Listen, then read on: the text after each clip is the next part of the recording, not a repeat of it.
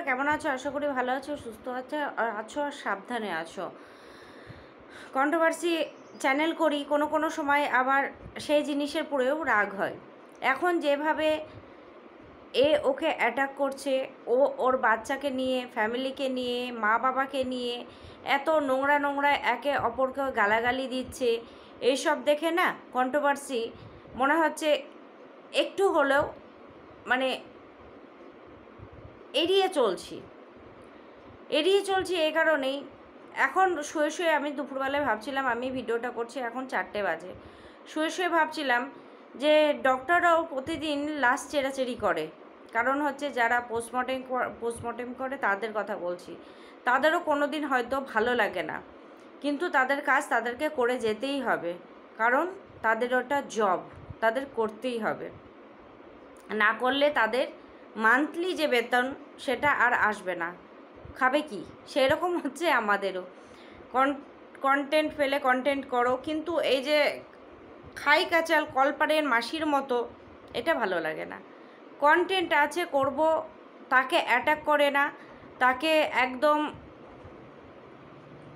ওর সঙ্গে শুয়ে দিয়ে ওর সঙ্গে শুয়ে দিয়ে মেয়ে বাচ্চা বাবা মা কাউকে আমার মনে হয় এত অ্যাটাক করা ঠিক না।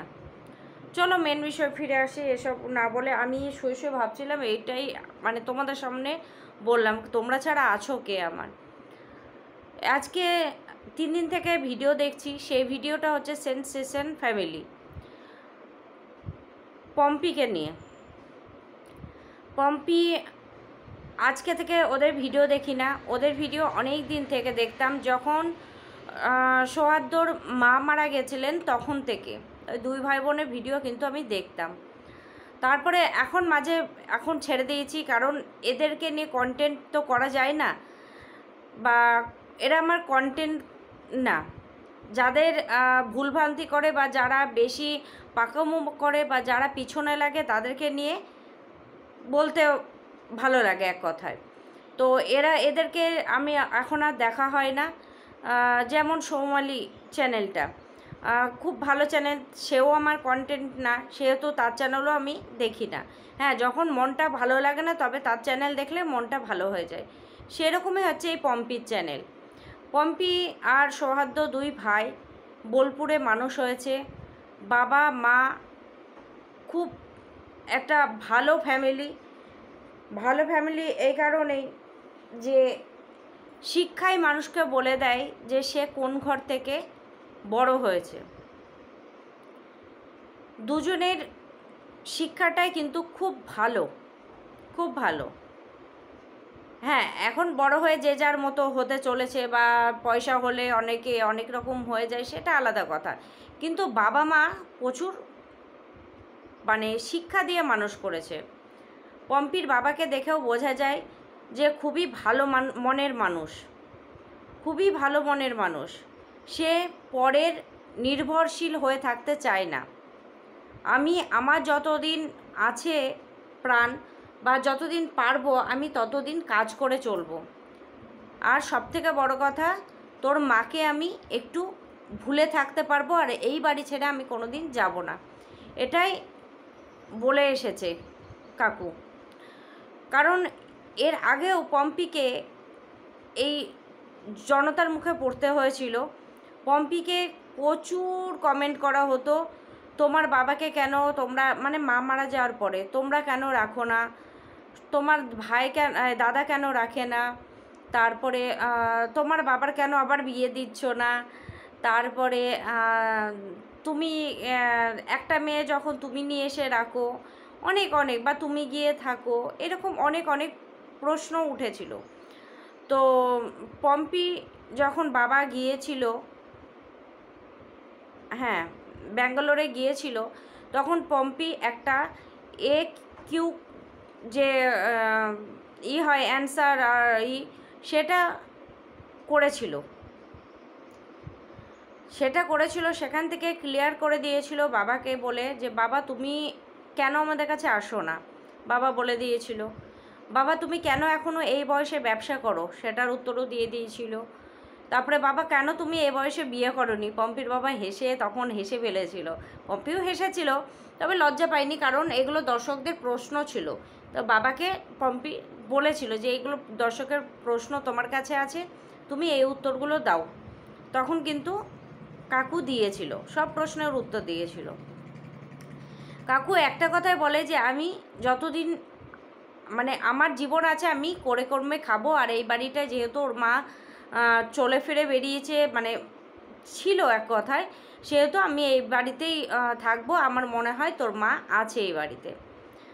স্বাভাবিক, যে বাড়িতে থাকে, যে আমরাই তাই ভাড়া বাড়িতে থাকি, তবু যখন ঘর চেঞ্জ করি না, তখনও মানে প্রাণটা কেঁদে ওঠে যে এই ঘরটায় আমরা ছিলাম, এই দেওয়ালটায় হেলানা দিয়েছি, এই দেওয়ালটায় করেছি, মানে প্রতিটা দেওয়াল যেন কথা বলে যাস না। আমরা ঘর চেঞ্জ করার পর যতটা ঘর চেঞ্জ করেছি ততবার কিন্তু আমার চোখ দিয়ে জল বেরিয়েছে। তো যাই হোক, একটা স্মৃতি সব কিছুর সঙ্গেই থেকে থাকে। এখন কথা হচ্ছে যেটা এখন মেন কথা, সেটা হচ্ছে পম্পিকে এখন অনেক আবারও সম্মুখীন পড়তে হচ্ছে যে সৌহার্দ্যর বউ যে বিজনেস চালু করেছে, মানে ভাইয়ের বউ, তাকে দেখে নাকি পম্পি বিজনেস চালু করেছে। কখনো না, ও অনেক দিন থেকে বিজনেস চালু করেছে, আর আজকে পুরো ক্লিয়ার করে দিয়েছে 15 সাল থেকে ওর বিজনেস। আজ 15 সাল থেকে ও বিজনেস করছে। আর মাঝে গ্যাপ গিয়েছিল যখন মা মারা গেছিলো তখন, আর দ্বিতীয় আরেকবার গ্যাপ গিয়েছিল বাবার যখন শরীর খারাপ হয়েছিল তখন। আর তারপরে তো এই দিক ওদিক ওরা যাওয়া, মানে যখন কলকাতায় ছিল তখন কিন্তু পুরো ফ্যামিলিকে, পম্পির এই জিনিসটা খুব ভালো লাগতো, মানে বাড়িটা যেন শোর মাচিয়ে রাখতো। নিচে কাকিমার ঘরে বসে থাকা, সেই ননদের যে ননদটার বিয়ে হয়ে গেল, সেই ননদটাকে নিয়ে এটা নিয়ে আসা, ওটা নিয়ে আসা, চুপ করে ফুচকা নিয়ে আসা, পিকনিক করা, পার্টি করা, শুরুত করে নিচে চলে যাওয়া, যে গল্প গুজব আড্ডা ফাড্ডা করে দিয়ে চলে এলো, শাশুড়িমাকে মানে সারপ্রাইজ দেওয়া, এগুলো যেন বাড়িতে একদম শোর করে রাখতো। খুব ভালো লাগতো, খুব ভালো লাগতো, মানে বৌদি হিসাবে বা বৌমা হিসাবে ওরা যেন খুব গর্ববোধ করতো। তারপরে ঘরে ঘরে লক্ষ্মী গেল ঘরে জি বাংলা থেকে, তো সেটা করেছিল, সেখানেও পরিবারের প্রত্যেকে নিয়ে এসেছিলো শ্বশুরবাড়ি পরিবারকে। আর ও শ্বশুরবাড়ির যে সিঁড়িটা খুব সুন্দর, খুব সুন্দর, ঘরের সামনে দিয়ে যে সিঁড়িটা না, খুব সুন্দর। তো আজকে কথা বলতে গিয়ে না আগে পিছের অনেক কথাই মনে পড়ে যাচ্ছে, যে মানে ছিলাম ওদের সঙ্গে, কিন্তু মেয়েটিকে কোনো দিন আমরা, যে একটা হয় না স্টাইলি, এটা আমার পয়সা আছে, আমার বাবার পয়সা আছে, আমার এই আছে ওই আছে, কোনো দিন কিন্তু দেখিনি, কোনো দিন দেখিনি। আর আজকে কথা উঠছে পম্পিকে কেউ একজন ফোন করে তাকে থ্রেট দিচ্ছে, তুমি এরকম ভিডিও করবে না, ওরকম ভিডিও করবে না, তুমি তোমার কন্টেন্ট নিয়ে করো, তুমি এই করো ওই করো। পম্পি প্রথম দিন কিন্তু ব্লক করে দেয় তার নাম্বারটা, দ্বিতীয় দিন আবার সে চালু করে ফোন।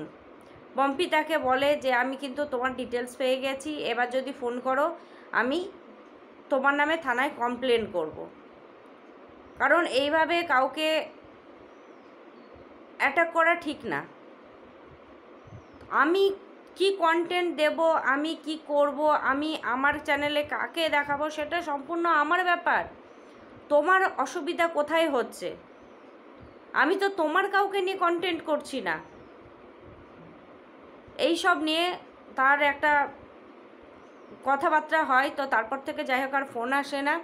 কিন্তু পম্পি যে হাত আছে আমরাও জানি, পম্পির মানে পম্পি আর পম্পির ভাইয়ের ভালোই হাত আছে একটা, তো সেখান থেকে ওরা বের করে নিবে, আর বের করেও নিয়েছে। তাকে পরিষ্কার বলে দিয়েছে তুমি এখান থেকে করো, তোমার ব্যাঙ্ক ডিটেলস পেয়েছি, তোমার আধার কার্ডের নাম্বার পেয়েছি, তোমার বাড়ি কোথায় পেয়েছি, সব পেয়ে গেছি, এমনকি তোমার নামটাও পেয়ে গেছি। সুতরাং তুমি এবার যদি কিছু করো আমি তোমাকে এই শেষ ওয়ার্নিং দিলাম। এটা ওয়ার্নিং ভিডিও, এভাবে কিন্তু সেকেন্ড ভিডিওটা করে। যাই হোক, থার্ড দিন আর ফোন আসেনি। থার্ড দিন কি হলো, পম্পির কমেন্ট বক্সে আসছে তুমি তোমার ভাইকে বউকে দেখে জ্বলো, তুমি তোমার ভাইয়ের বউয়ের শাড়ির বিজনেস দেখে তুমি বিজনেস করছো। তারা কোথায় থেকে এলো রে ভাই? ও করছে কত আগে থেকে। যখন ও পম্পি যখন শাড়ির বিজনেস করে তখন কিন্তু পম্পির ভাইয়ের বউ তোমার চাকরি করতো, কিন্তু তখন আমার যতদূর মনে পড়ছে চাকরি করতো, তখন কিন্তু দুজনে চাকরি ছাড়িনি। তাহলে কে আগে শুরু করেছে বিজনেসটা? আর সবথেকে বড় কথা, বিজনেস সবাই করতে পারে। তুমি করছো বলে যে আমি করতে পারবো না, ও করছে বলে যে এ করতে পারবে না, সেটা না। বিজনেস যে কেউ দেখে যে কাউরই ভালো লাগতেই পারে। আর পম্পির রেটগুলো খুব কম হয়। আর পম্পির ভাইয়ের বউয়ের রেটগুলো বা ও যে জুয়েলারি রেখেছে, সোনা কথা, একদিন দালালও বলছিল যে ওদের হোটেলে বা জুয়েলারির নেওয়াটা খুব মানে ধনীশালী ব্যক্তি যারা, তারাই যেতে পারবে। তাদের জিনিসগুলো একটু রেটটা বেশি, কোয়ালিটি নিশ্চয়ই বেশি আছে, ফারাক তো আছে। কোয়ালিটি রেট যখনই ভালো থাকবে, যেমন ভালো ভালো বুটিক আছে, তোমরা সেই শাড়ি আবার একটু পাবে কোয়ালিটি কম, দামও কম। কোয়ালিটি বেশি, দামও বেশি। আর কিছু কিছু জিনিস আছে নামেও কামায়। খাওয়া দাওয়ার ঠিক, হোটেলের ব্যাপারেও বলছি, আমাদের যেহেতু হোটেলের বিজনেস, আমি বলছি কোনো বিষয়ে মানে খাবারের কোয়ালিটি তো আছেই, ঠিক আছে, কিছু কিছু বিষয়ে আবার নামেও কিছুটা কাটিয়ে যায়। সুতরাং যে যার ভাবে বিজনেস করছে, ওরা তো ভালো আছে। ওদের ভেতরে কেন দ্বন্দ্ব পাকাচ্ছ তোমরা ওদেরকে? আমি যেমন ওদের ভাই বোনের দুজনেরই ভিডিও দেখতাম, ভাই বোনের দুজনের ভিডিও দেখেছি। এমনকি তোমার বাচ্চাটা যখন হওয়া থেকে, অন্নপ্রাশন থেকে, তোমার যে পোষ্যটা ওদের বাড়ি আছে, ভাইয়ের বাড়ি পোষ্যটা, তার যখন শরীর খারাপ হলো, তখন থেকে সব কিছু দেখতাম। তো এমনকি তোমার যে ভাইয়ের শালি আছে, কাকাতো শালি আছে, তার ভিডিও দেখতাম। ওদের প্রত্যেকের তো চ্যানেল আছে, এমনকি তারও ভিডিও দেখতাম মাঝে, আবার বন্ধ করে দিয়েছি। যেমন আবার বিয়ের 2-3টে ভিডিও যেমন দেখলাম, ভালো লাগে দেখি। সব কিছুই হচ্ছে মানুষের ভালো লাগা। পম্পির ভালো লেগেছে, পম্পি সেই বিজনেস, ও যদি সব সেরে যদি বিজনেস করতে পারে, তাহলে দর্শকের কি আসে যায়? তার মনে হচ্ছে পম্পির ভাইয়ের বইয়ের, সে যদি রেট বেশি রেখেও কাস্টমার পায়, তাহলে আমার তোমার ভাই কি আসে যায়? তোমাকে তো জোরহাত করে বলছে না, আরে বাবা আমার কফি শপে এসো, আমার শাড়ি দেখতে এসো, বা পম্পিও বলছে না যে আমার শাড়ি দেখতে এসো, আমার দেখতে এসো। ভালো লাগলে দেখো, না ভালো লাগলে বেরিয়ে যাও। কেন দ্বন্দ্ব পাকাচ্ছ ভাই বোনের ভেতরে? এইরকমই দ্বন্দ্ব পাকিয়েছিল কিন্তু সন্দীপ আর সৌমালির ভেতরে। কিছু কিছু ভিউয়ার্স থাকে না, দ্বন্দ্ব পাকাতে ভালোবাসে। এই তোমাকেই কথা বললো, ওখানে গিয়ে আর এক রকম বলবে। কিছু কিছু থাকে, তোমার তাকে ভালো লাগতেই পারে, কিন্তু তুমি তাই বলে আর একজনকে তো তুমি করতে পারো না, থ্রেট দিতে পারো না। পম্পি এত ভালো, এত ঠান্ডা মাথায় জিনিসগুলো বলেছে। আমি ভাবছিলাম তখন যখন ফোনটা আসে, তখন আমি ভাবছিলাম আমার সাথে যদি হতো, তাহলে আমি বোধহয় মাথা গরম করে ফেলতাম। ও কিন্তু পুরোপুরিভাবে বোঝাচ্ছে বারবার যে এইভাবে আপনি যদি চ্যানেল গ্রো করতে চান, তাহলে আমার সাথে আলাদাভাবে কন্ট্যাক্ট করুন, ভালোভাবে কথা বলুন, আমি যতটা পারবো হেল্প করব।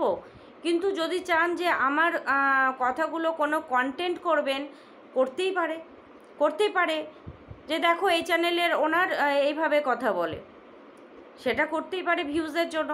যদি করেন তাহলে কিন্তু ভুল করছেন। আপনার কি আমার সাথে শত্রুতা যে আপনি এরকমভাবে আমার সাথে কথা বলছেন? আর ফোন কলটা যখন আসে, পম্পি লাউড স্পিকারে দিয়েছিল, শুনছিলাম যেন ঝগড়া করছে।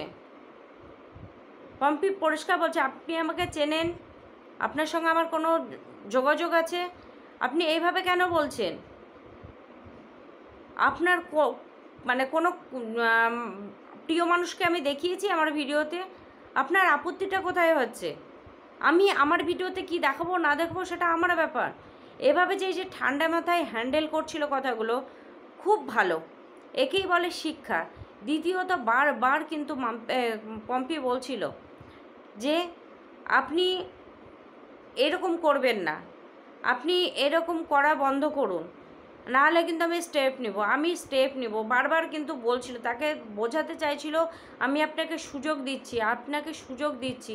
তারপরে 2-3টে চ্যানেলের নামও বললো। তখন পম্পি বলল যে যদি আমাকে নিয়ে বলতে তাহলে ঠিক ছিল, 2-3টে চ্যানেলকেও এভাবে অ্যাটাক করা হচ্ছে।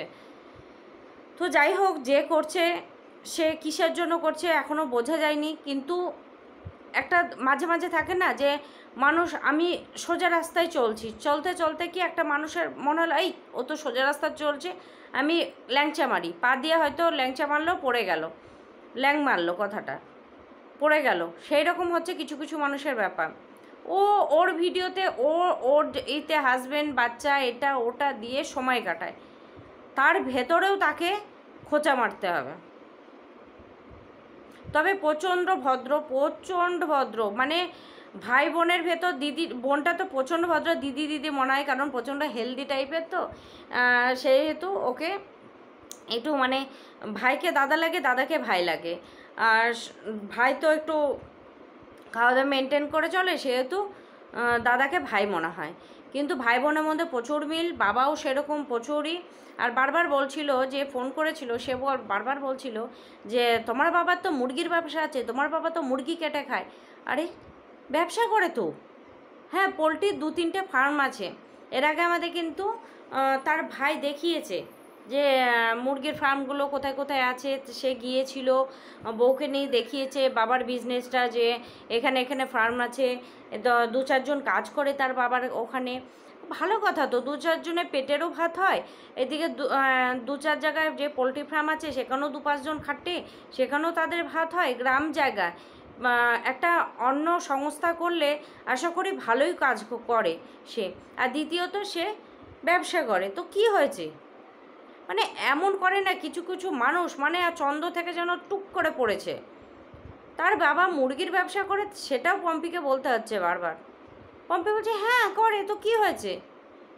আমি প্রাউড ফিল করি যে আমার বাবা মুরগির ব্যবসা করে। সেই মুরগির ব্যবসা করেই ওদেরকে পড়াশোনা করিয়েছে, ওদেরকে মানুষ করেছে, ওদের 2 ভাইকে পড়াশোনা করিয়েছে, এমনকি দাদাকে ভালো একটা পোস্টে, সৌহার্দ্য ভালো একটা পোস্টে ছিল, সেখান থেকে ও চাকরিটা ছেড়ে দেয় শুধু এই ওয়াইটির জন্য, যে ওয়াইটিতে আমাকে সময় দিতে হবে। হয়তো ওয়াইটিতে ওর টাকাটা বেশি আসছিল চাকরির থেকে, কিন্তু একটা ভালো পোস্টে চাকরি করতো, স্বামী স্ত্রী দুজনেই চাকরি করতো, কিন্তু তাহলে ভালো একটা মানুষ তো করেছে না। তাকে বারবার বলা হচ্ছে মুরগি বিক্রি করে, মুরগি কাটে, মুরগি এ করে, মুরগিও করে। মুরগির বিক্রি করেই কিন্তু ছেলে মেয়েগুলোকে ভালো মানুষ করেছে।